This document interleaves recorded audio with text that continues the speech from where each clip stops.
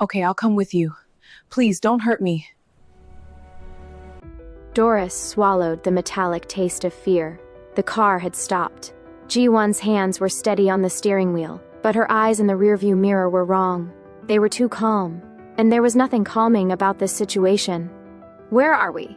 Doris's voice came out hoarse. They'd been driving for an hour through Seoul's industrial district, past shuttered factories and empty lots where streetlights flickered like dying stars.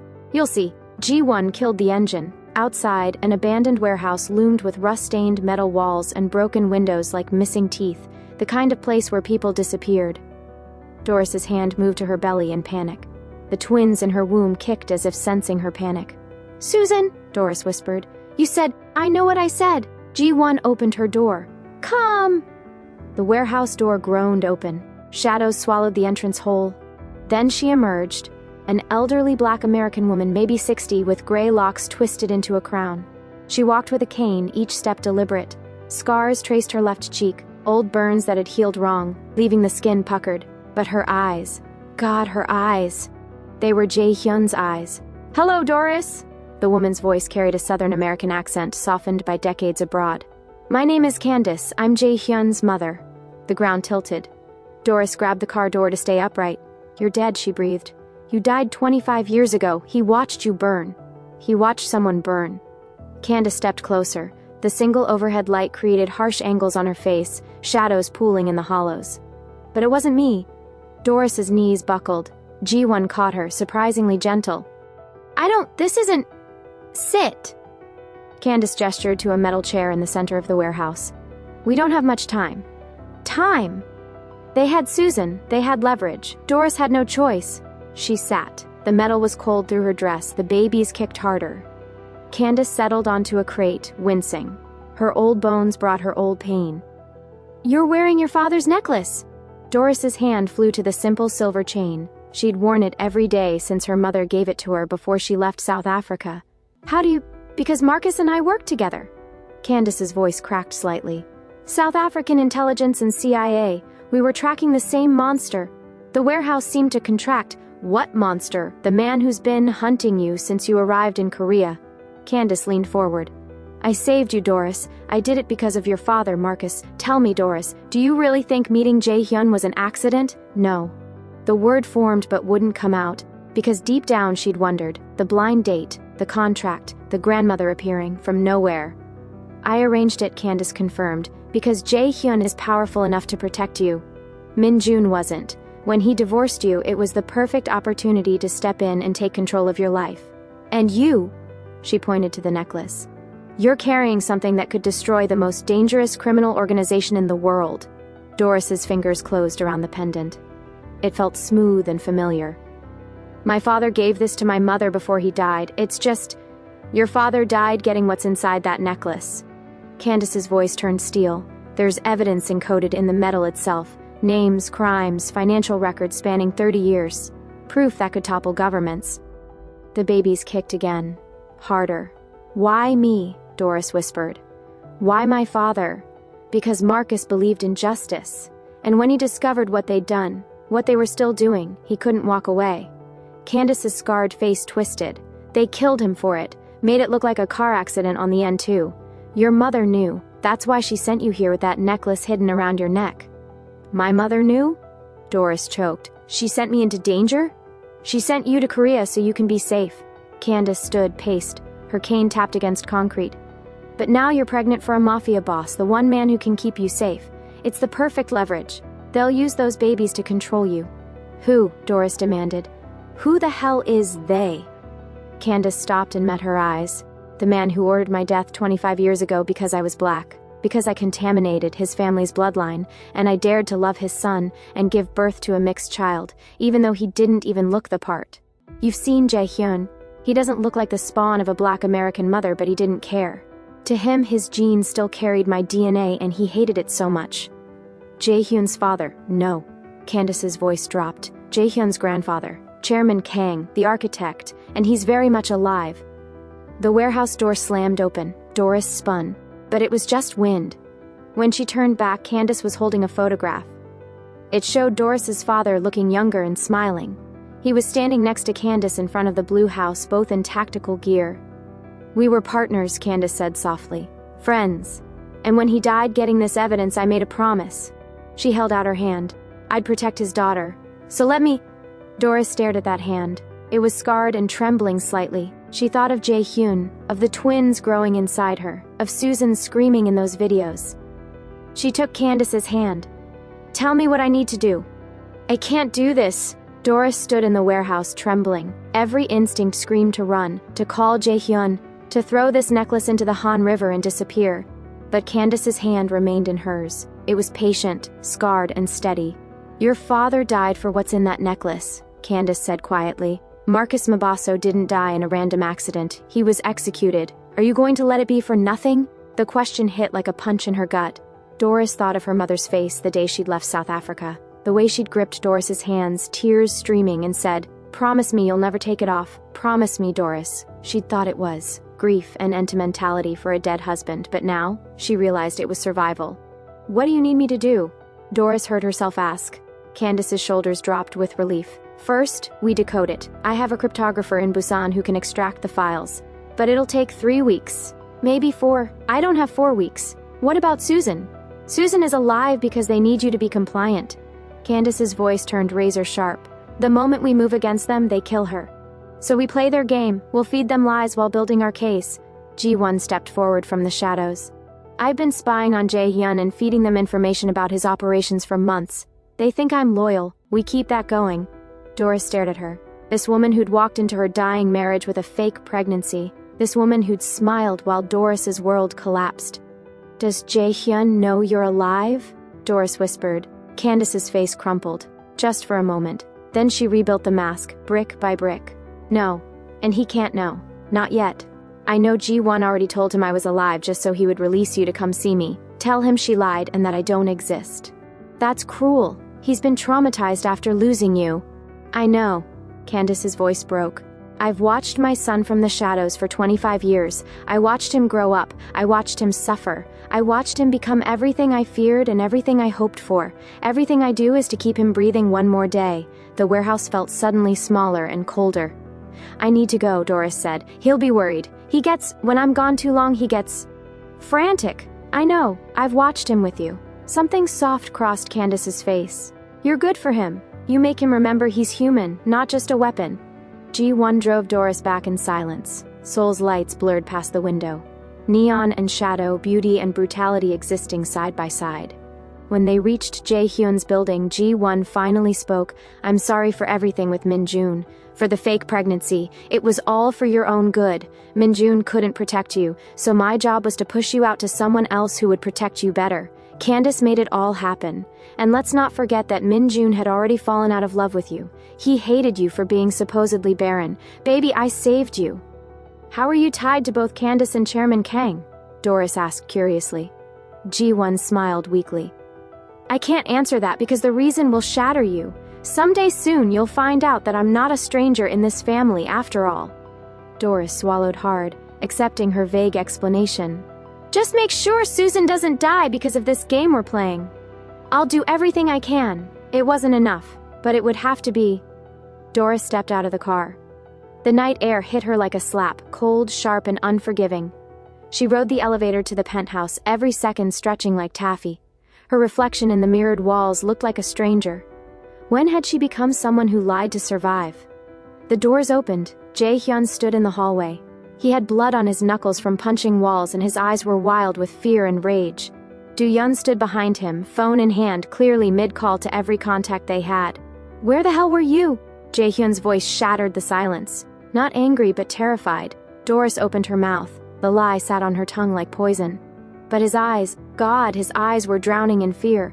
She walked into his arms and started crying. Ji-won, she sobbed against his chest. "She lied about your mother being alive, but she showed me videos of Susan. They're hurting her so badly. I can't." He held her. His chest was solid and safe. "I've got you," he whispered into her hair. "I've got you. No one's going to hurt you, I promise." But she didn't have him. Not really, because between them, hidden beneath her dress, hung a necklace containing enough evidence to destroy the world. And she couldn't tell him. Not yet. Maybe not ever. Week 1 passed like walking through broken glass. Doris played her part. She photographed documents, while Jae-hyun slept, his breathing steady beside her in the dark. She sent encrypted messages to Candace through a burner phone Ji-won had given her and fed false information about shipment routes and meeting times, carefully curated lies mixed with enough truth to seem real. Every lie felt like swallowing razor blades. But the worst part? Finding Jae-hyun's secret. She'd been looking for printer paper in his home office when she found the file, hidden behind books on the top shelf. It was password protected. The password was his mother's death date, the date that had haunted him for 25 years. Inside, she found numerous reports from the many therapists he'd seen all this life. They all said the same thing. He was a disturbed child who'd grown into a disturbed adult. The trauma of losing his mother had eaten so deep into his heart that he was broken forever. Doris closed the file with shaking hands, nausea rolling through her. She was lying to a man who'd spent half his life going to countless therapies where he tried to heal from the loss of his mother. She concluded that this wasn't love. This was the ultimate betrayal. That night, Doris vomited until there was nothing left. Before we continue, what do you think? Do you think Doris is justified to lie to Jae-hyun after everything they've been through together? Is she abusing his love for her? What do you think Jae-hyun will do to her when he finds out the truth? Week 2 brought a different kind of violence. You need to meet the Volkov family, Jae-hyun said over breakfast. His face was tight. They control Eastern European operations. They're good allies to have. Doris's stomach dropped. Do I have to come? They specifically requested you be there. His jaw tightened. I don't like it. But we need this alliance. Their shipping routes could... He stopped. I'll be right beside you the entire time. When Doris arrived at the meeting in a private room at an upscale restaurant in Gangnam, she realized why they really wanted her to be there. Word had spread fast that Jae-hyun was in love with a black woman, and they just wanted to satisfy their curiosity and confirm the rumors with their very eyes. They made fun of her black skin, mocked her, and threw insulting comments at her in their language, thinking she didn't understand them. But when Jae-hyun caught wind of what was going on, he protected her and made them apologize for insulting her. The gesture warmed Doris's heart so much that it made her love him more. In the car afterward, silence stretched between them like a chasm. Why do you do that? Doris finally asked. Do what? Fight for me. Risk alliances and business deals, and because the world will try to make you small. Jae-hyun's voice was raw and rough. Every day, every interaction, every room you enter, they'll try to diminish you, erase you, and reduce you to something they can categorize and dismiss. I refuse to let that happen. I won't let them make you smaller than you are. Doris's throat closed. Why? Because you're... He stopped. Started again. Because I love you, and love means standing between you and everything that wants to hurt you. It means making them understand that hurting you means war with me. She wanted to tell him then. She wanted to confess everything, the necklace, his mother, the conspiracy closing around them like a fist. But Candace's words echoed, he'll die, you'll die, the babies will die. So she stayed silent, and hated herself for it. That night someone cornered her in the hospital parking garage. Doris had stayed late, translating for a Nigerian family whose son had been in a motorcycle accident. Jae-hyun's security detail was outside the hospital entrance. She thought she was safe. She wasn't. The man appeared from behind a concrete pillar. He looked young and professional, and he had empty eyes that had seen too much death.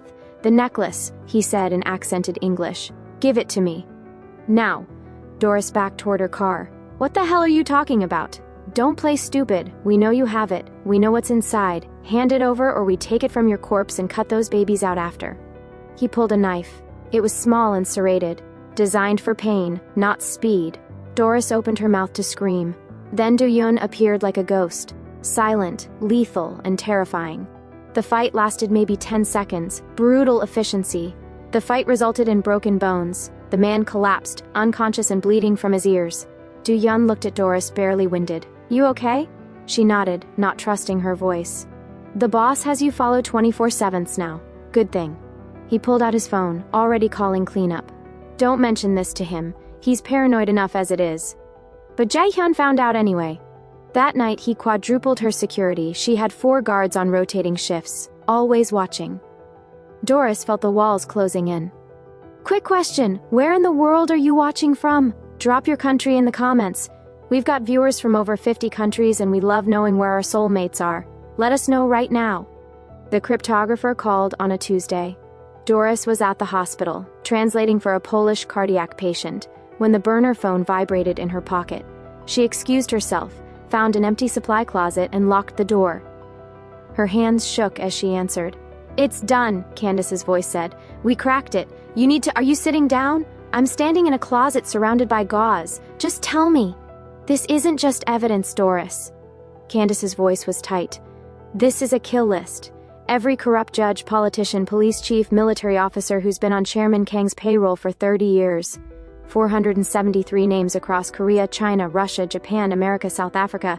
We're talking senators, generals, Supreme Court justices." Doris's knees buckled. She caught herself on a shelf. "That's enough to destroy governments. Yes, topple regimes, end careers, and at the top of the list is his real name, his current identity, and his location. Everything we need to end him permanently." Hope flared, bright and terrible. "Then we can move. We need 2 more weeks, maybe 3, to coordinate with international authorities, to ensure he can't run when we leak this. We do this wrong, he disappears forever, and everyone on this list gets a warning to cover their tracks." "How much longer does Susan have?" There was silence on the other end. "Candace, how long?" "As long as you stay useful to them. The moment you're not." She didn't finish. She didn't need to. Doris hung up, sat on the floor, and put her head between her knees. She was doing all these for Susan, lying to the love of her life and betraying him, but it was starting to look like it wasn't worth it. Her phone buzzed, her real phone. It was a video message from an unknown number. She knew what it was before she opened it. Susan sat, tied to a chair in a concrete room, blood streaming from her nose, her lips split, bruises blooming purple across her face, sobbing. "Doris, please!" Susan's voice was wrecked, barely recognizable. "Whatever they want, just give it to them. I can't do this anymore. I can't." The video cut to someone hitting her. Susan's scream echoed in the small closet. Then, black screen. Doris dropped the phone, vomited into the supply closet sink. It was violent and wrenching. Her whole body rejected the horror.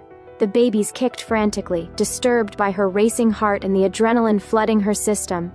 When she finally stopped, when there was nothing left inside her, she called Candace back. How much longer does Susan have? The truth. Silence. "Candace, they're breaking her. Another week, maybe 2, and she'll be..." Candace's voice cracked. "She'll be too damaged to recover, physically and mentally. But if we move now, we lose everything. The evidence chain breaks, the case falls apart. Chairman Kang walks free and everyone dies anyway, including Susan."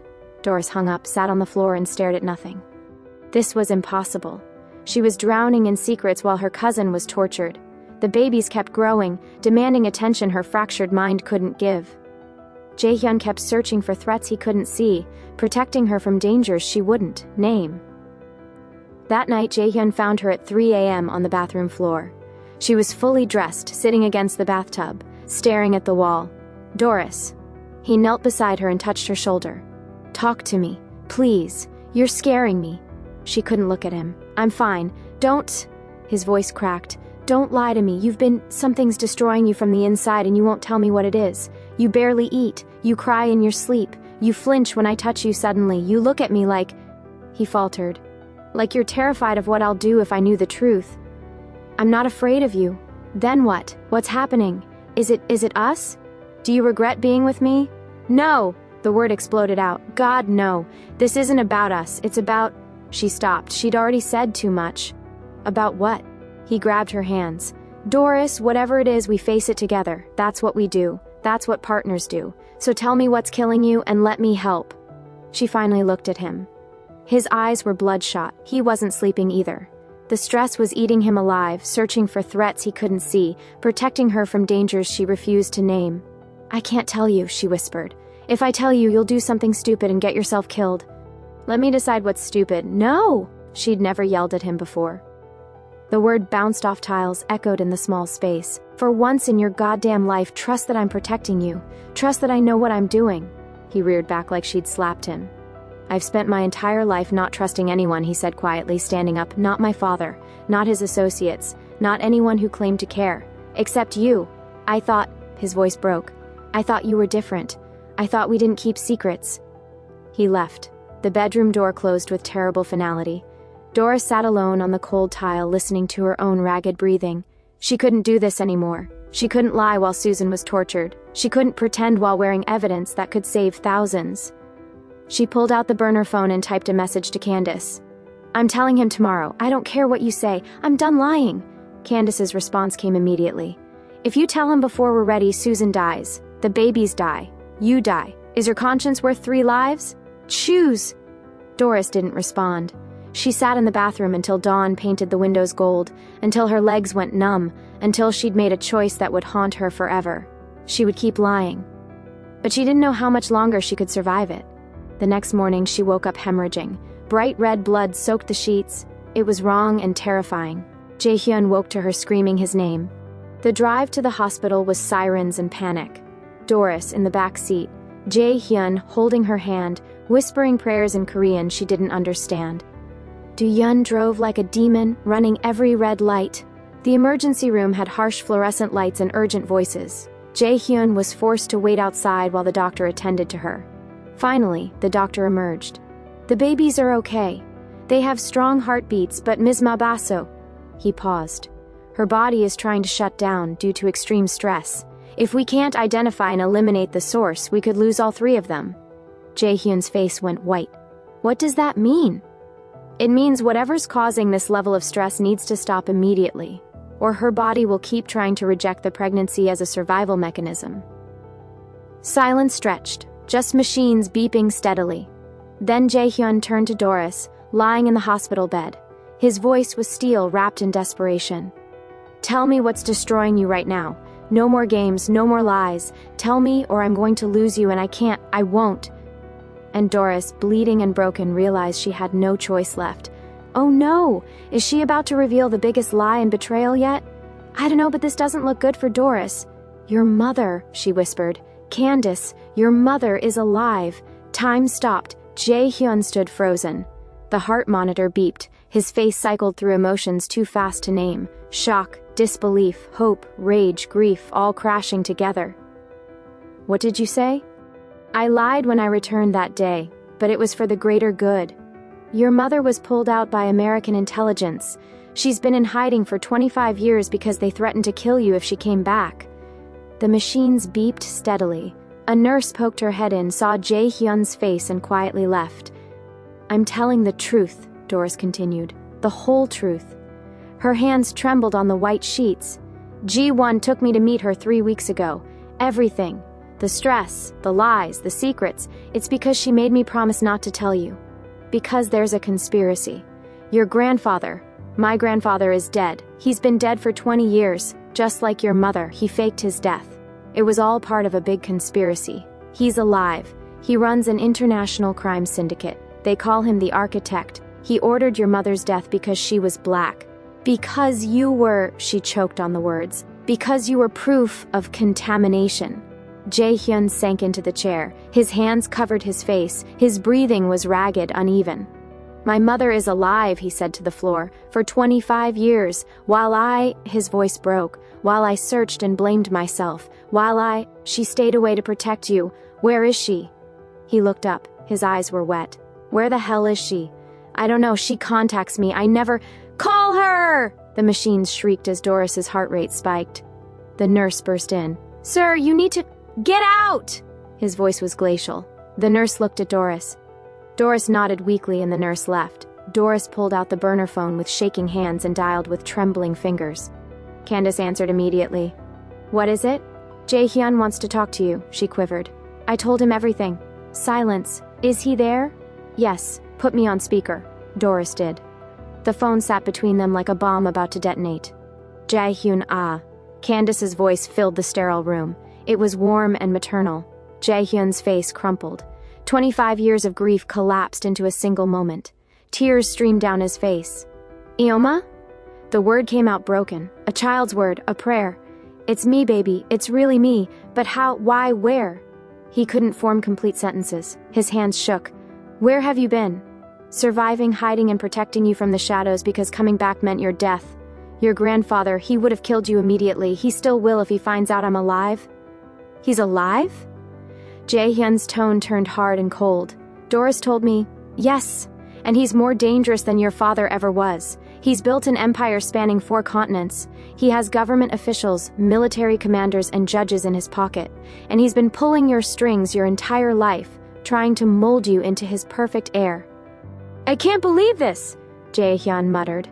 All this was going on right under my nose and I'm just finding out about it now? His eyes watered as he glared at Doris, ignoring the ongoing phone call. I trusted you and you lied to me. I lied to protect you, Doris quivered. Everything I ever did, including helping your mother to serve your grandfather through G1, was to protect you. You think I enjoyed sneaking around your office and going through your private documents without telling you? Doris choked on her tears. It was eating me up every day, but I couldn't tell you the truth. It was too risky. 2 lives were on the line. Yours and Susan. Yes, they have Susan. They were going to kill her if I didn't cooperate. You could have just told me, Jae-hyun blurted. I'd have helped you out. Jae-hyun pressed his eyes together, processing everything. His heart hurt so much, he felt it breaking. His mother, who was supposed to raise him, had disappeared for over 25 years. She had the option of reconnecting with him in secret when he became an adult, but she refused, and instead, she chose to drag his woman into this mess. And Doris? He thought he knew her. Thought she was different from everyone who'd ever lied to him. But she'd kept secrets just like everyone else. His mother, his father, G1. Now Doris. Every person he'd ever trusted had betrayed him in some way. Was he cursed? Was he destined to be surrounded by people who thought lying to him was love? Wait, stop right here. Can we talk about what just happened? Doris just destroyed Jae-hyun's entire reality. His mother was alive for 25 years. The conspiracy, the manipulation, everything he believed was a lie. If someone you loved kept a secret this massive to protect you, could you forgive them? Comment forgive her if you understand why Doris lied. Comment unforgivable if trust, once broken, can't be repaired. Comment, it's complicated if you're as torn as I am, because here's the thing, Doris was trying to save his life. But she also betrayed everything their relationship was built on. Is there any coming back from this? Drop your honest thoughts because I genuinely don't know. Candace finally spoke through the phone, after listening to the couple fight. This is bigger than you and I, Jae-hyun. This is not the time to blame anyone. Your wife has a necklace that contains an encrypted file that has now been decoded. That's why she was mixed up in all these. The architect isn't just your grandfather. He's built an empire spanning 3 continents, judges, politicians, military officials, and he wants what Doris is carrying. She paused for effect. The information in the encrypted message in her necklace is enough to destroy hundreds of people, which is why your grandfather will kill anyone to get it back. Including you, including Doris, including those babies. Jae-hyun was not listening. He was too broken to care. I don't care what my grandfather is up to. Let him burn down everything to ashes if he so wishes. He leaned in close to the phone. I'm not sure I can ever forgive you, Mother. It's ironic that I missed you for so long, but right now I don't even want to see you anymore. Goodbye forever. And as for you, he turned to Doris, tears gathering in his eyes. I can't even look at you right now. He staggered backwards, leaving the room. I need space. Wait, Jae-hyun! Doris called out. How long? His voice echoed in the corridor. I don't know. Leave me alone. Jae-hyun disappeared for 72 hours. Doris stayed at the hospital under observation while regret ate her as the hours rolled by. On the 3rd day, Do-hyun called. We found Susan. The boss is bringing her home. She couldn't believe. Jae-hyun cared after all, and he'd saved Susan's life despite being angry with Doris for lying to him. On top of it all, he was finally coming back home to her. 2 hours later, Susan stumbled into Doris's hospital room. She looked thin, bruised, and hollow-eyed, but she was alive. They held each other and cried. Jae-hyun saved me, Susan whispered. He destroyed them. The entire Park family compound, she shuddered. It was brutal. Jae-hyun returned to the hospital on the 4th day, covered in smoke and blood. It's done, he said simply. Park operations are crippled. Susan is safe and G1 escaped in the chaos. He didn't talk about forgiveness or his love for her. It was like he was deliberately ignoring that part of the discussion. Doris was content with just seeing him after he disappeared for so long.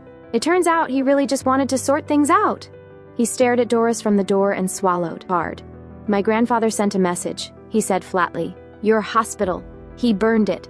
Mrs. Kim barely escaped. Doris's blood froze.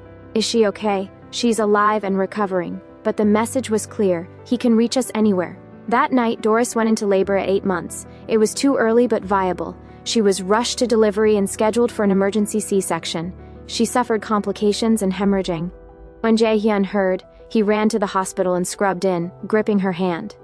Suddenly, all her sins were forgiven and forgotten. He still loved her.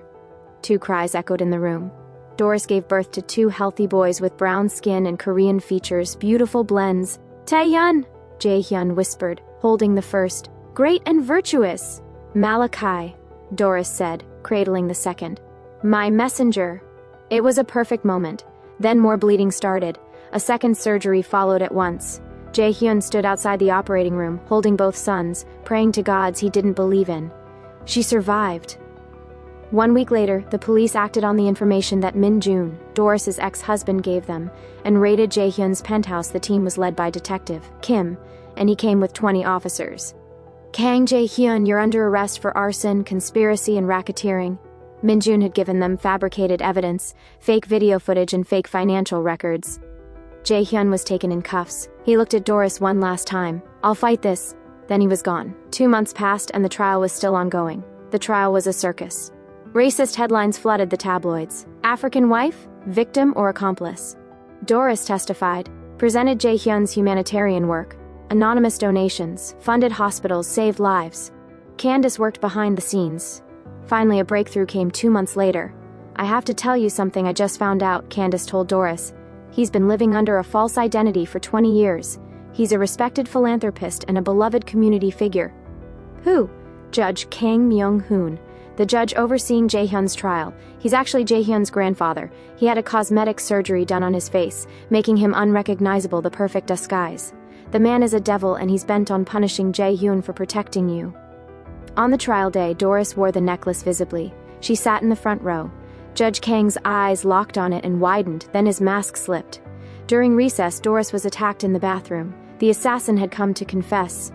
He confessed, "Judge Kang hired me. He wants the necklace. He wants you dead, but I won't do it because just like you, Judge Kang is my enemy. I must warn you, be careful. You're mixing yourself up with a very dangerous family." Doris was shaking like a leaf when she left the bathroom. 20 minutes later, the court reconvened. Before the verdict, Jae-hyun's lawyer stood. "Your Honor, we've discovered disturbing information about your identity." Security moved. Judge Kang pulled a gun. He rounded the table quickly and grabbed Doris, who was just standing at the dock, ready to testify again. He pressed a barrel to her temple. "Everyone stop!" Chaos erupted. People screamed and dived. "I spent 25 years building this!" Chairman Kang spat, racist vitriol pouring out. "And you threaten it? For this black whore, I killed one black woman who contaminated my bloodline. I'll kill another!" Jae-hyun thrashed in cuffs. "Let her go!" "You didn't kill his mother." Candace's voice rang out. She stood from the gallery and walked forward.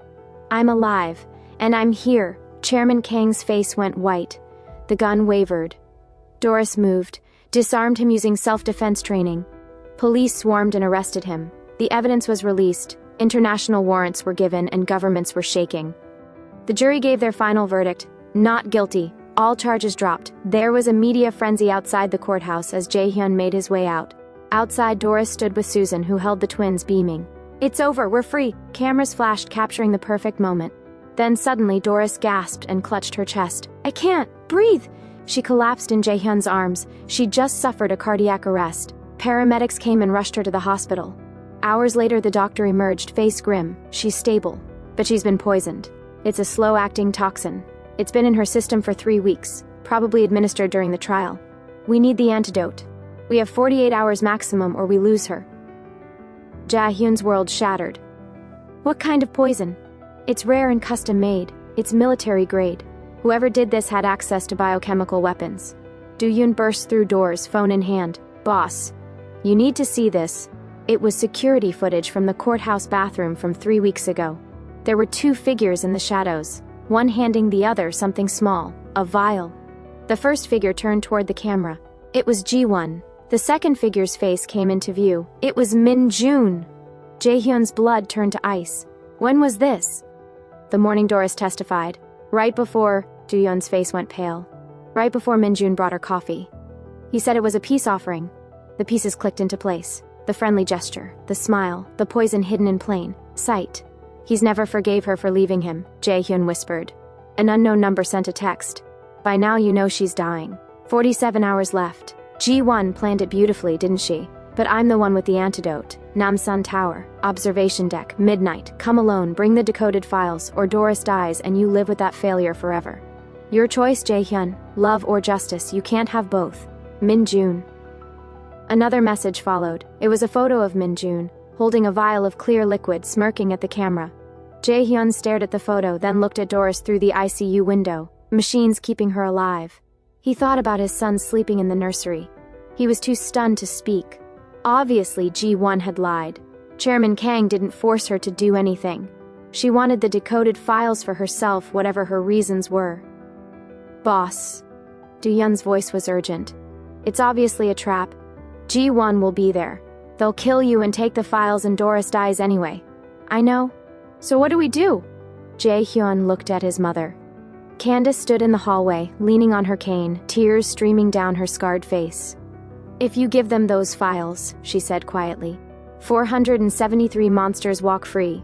Murderers and corrupt officials who've destroyed thousands of lives. Everything your father-in-law died for, everything we've worked for, gone. I know. And if you don't, Doris dies. His voice broke. My wife, the mother of my children, the only person who ever made me feel human, she dies. Silence stretched between them. What would you do? Jae-hyun asked his mother. If you had to choose between saving one person you love or saving thousands of strangers? Candace's face crumpled. I don't know. I've never been that brave or that selfish. I just survived in the shadows. But you... She touched his face. You're stronger than I ever was. His phone buzzed again. 46 hours, 32 minutes. Tick-tock. Min-joon. Jae-hyun looked at the tablet containing the files, at Doris dying behind glass, at his mother's desperate eyes. Then he made his choice. Namsan Tower, 11:47 p.m. Seoul spread below like a blanket of dying stars. The observation deck was empty, closed to the public. Jae-hyun stood alone in the darkness, tablet in one hand, gun hidden at his back. The wind whipped through the open-air platform, cold, brutal, and unforgiving. His phone read 11:58 p.m. Footsteps echoed behind him. Jae-hyun turned slowly. Min-joon emerged from the shadows. He wore an expensive suit and a calm smile, holding a small insulated case. You came, Min-joon said. I wasn't sure you would... Where's Ji-won? She's watching us, Min-joon opened the case. Inside was a single vial of clear liquid. It contained life, death, and everything. The antidote, as promised. Give it to me. Files first. How do I know that's real? That you won't just kill me and let her die anyway? Min-joon laughed, bitter and broken. You don't. But here's the thing, Jae-hyun, I'm tired. So tired of being a puppet. Ji-won promised me my daughter back if I did this. Your daughter? Jae-hyun blinked in confusion. I thought you were impotent. He laughed bitterly. Well, let me bring up to speed. I adopted a daughter when I found out that I was impotent and lost Ji-won and Doris. I thought the child would heal me. Well, she sort of has. She has become a huge part of my life and I love her so much. When Ji-won realized how much my daughter meant to me, she kidnapped her and now Chairman Kang has her hidden somewhere and Ji-won is the only one who knows where. Then you're a fool, Jae-hyun said. Ji-won is lying. She doesn't know where your daughter is. She's using you. Maybe, Min-joon's voice cracked. But what choice do I have? This is the only lead I have. The only hope of ever seeing her again. He held up the vial. It caught the city lights, glowing like a captured star. So here's my offer. Give me the password to those files. I take them to Ji-won. She gives me my daughter's location and you get the antidote. Everyone wins. Except the 473 people on that list who'll keep destroying lives. I don't care about them. I care about my daughter, just like you care about Doris. Min-joon's eyes were desperate. We're the same, you and I. Desperate fathers willing to do desperate things for the people we love. Jae-hyun stared at the vial, at Min-joon's desperate eyes, at Seoul spinning below. His phone buzzed. It was the hospital. Doris's vitals dropping. Her blood pressure is critical. How much longer? 45 hours left. But the tower was 30 minutes from the hospital, 20 minutes if he drove like hell. He would have to call ahead, have the doctors ready, maybe 15 minutes to administer the antidote. If it was real, that would only happen if Min-joon gave it to him. If this wasn't all an elaborate trap, the password, Min-joon demanded. Now, or I drop this vial and we both lose everything. Jae-hyun's hand moved toward his gun. Min-joon stepped closer to the edge of the observation deck. 40 stories of nothing below.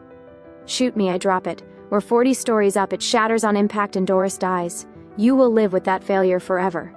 The city lights blurred, beautiful, indifferent, and eternal. You loved her once, Jae-hyun said quietly. Doris, you married her and made promises. Is this really who you are? Something flickered in Min-joon's eyes. It was pain, regret, and rage. Yes, I loved her, but she was never mine. She was always meant for you. Your mother made sure of that. She manipulated all of us like chess pieces. His voice turned venomous.